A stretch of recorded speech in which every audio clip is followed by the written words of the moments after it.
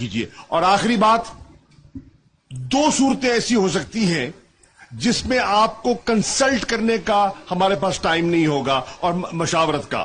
Number 1، God فوربڈ وہ عمران خان کو، آپ کے چیئرمین کو ہاؤس اریسٹ کرتے ہیں یا گرفتار کرتے ہیں، نظر بند کرتے ہیں، تو پھر مشورہ نہیں ہونا، کلیئر انسٹرکشنز ہیں. آپ نے اپنے ضلع میں ایکٹیویٹ ہو جانا ہے. اور ایکٹیویٹ کیا ہونا ہے؟ جو زرتاج نے اشارہ کیا، ایکٹیویشن وہی ہے. ہر ضلع کو آپ نے، ہر تحصیل کو، اپنے حلقوں کو آپ نے پھر اسلام آباد بنا دینا ہے.